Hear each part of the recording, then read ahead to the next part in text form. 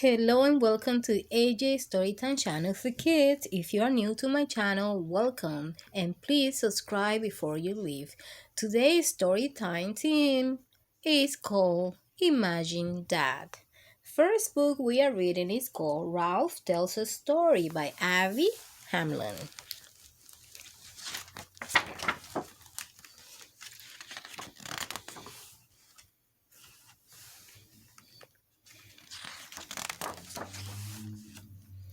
My teacher always says stories are everywhere.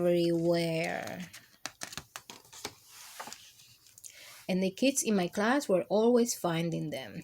Then my mom ran so fast that she caught up with the ice cream truck.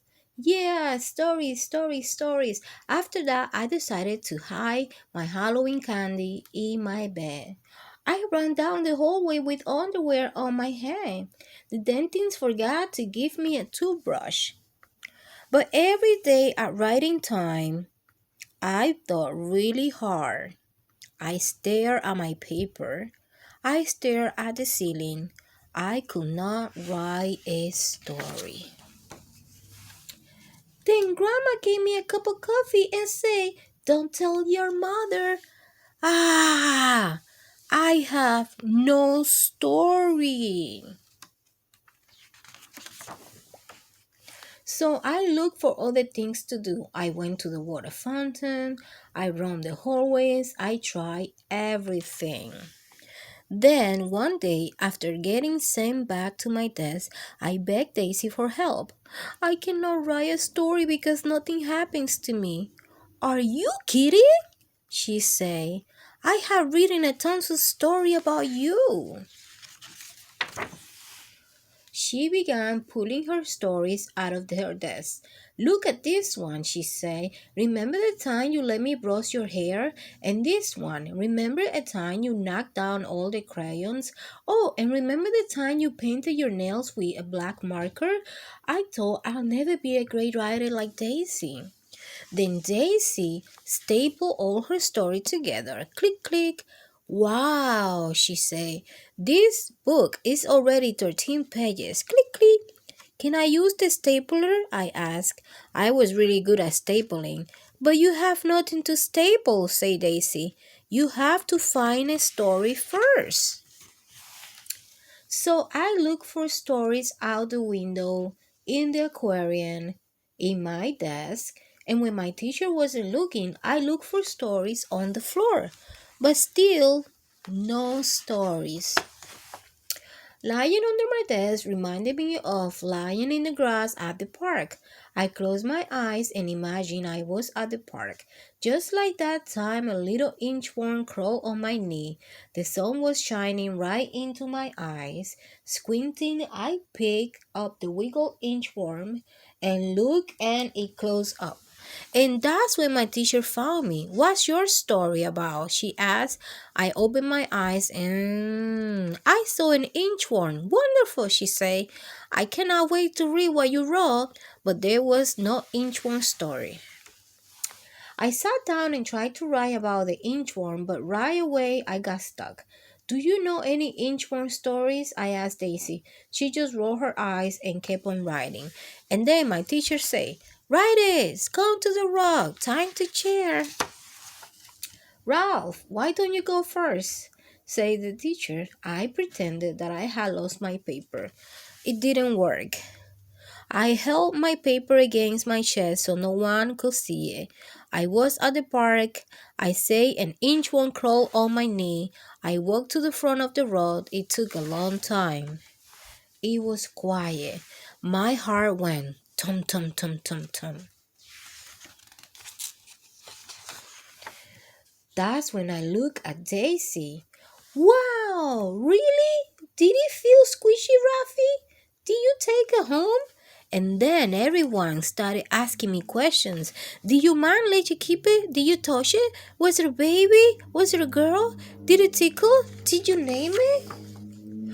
Wait a minute, I thought something did happen with that inchworm. Well, I picked up the inchworm and decided to name him Nick. I built Nick a house, but he just inched away. So I follow him, which is why I didn't notice that someone was following me. And then all of a sudden, this wobbly crazy baby grabbed Nick and put him in his uh-oh diaper. No! I try to be calm. Come on, baby, I say really nicely. Give Rafi the inchworm. It didn't work. Was this the end of Nick? But then I noticed Nick was escaping. He crawled right up the baby's stomach. Quickly, I rescued Nick and ran, and we spent the rest of the afternoon doing nothing together.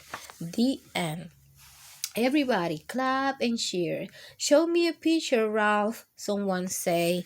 I wasn't embarrassed anymore, so I did. Ralph, I was at the park. That was last year. This year, I write stories all the time. I keep finding stories everywhere. This book might be too thick to staple. 100 Funny Stories by Ralph. Writing tips from Ralph. Get comfortable. It's okay to ask for help. You can always write about what you have for breakfast. Eat lots of chocolate. The end. Oh, that was such a nice story, right, guys? Imagine that. I have one more book for you. Beyond the Palm by Joseph Kuller.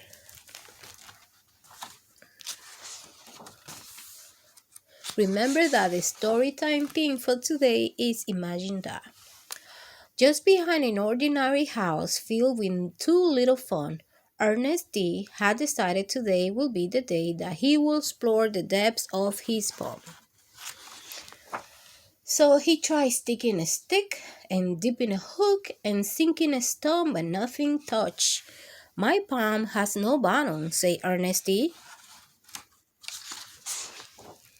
My palm goes on forever. I have always wanted to explore a pond with no bottom. Oh, wow, how exceptional. So Ernest D gathered his explorer supplies, stretched 3 times, and prepared to set off. I hope they allow dogs down there, he said. And with that, Ernest D dove down between the fishes and the frogs, past the squid and sharks and shapeless things, into his pond forever there.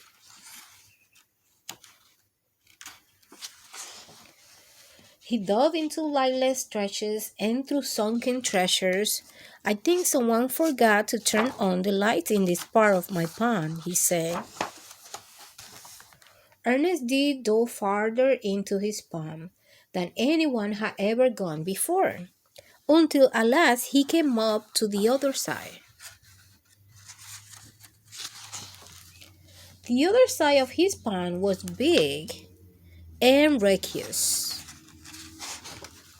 It was so tiny, so tall, and every shape in between. Best of all, it was just for him. But this new place was other things too. It was growlish and ghastly. It was all things unimaginable. Ooh.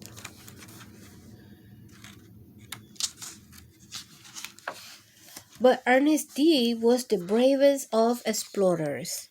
He battled and brawled until the moon dug low. And in the moment between moonstir and sunrise, Ernest D looked upon the endlessness of his newly discovered land. All this was hiding in a palm, said Ernest D. How exceptional. So he returned to his palm, stretched 3 times, and dove back into lightless caverns and through sunken treasure, past the squid and sharks and shapeless things, out of his palm and back into the world. But the world wasn't quiet as he left it. His house seemed a little less small, and his town looked a little less ordinary.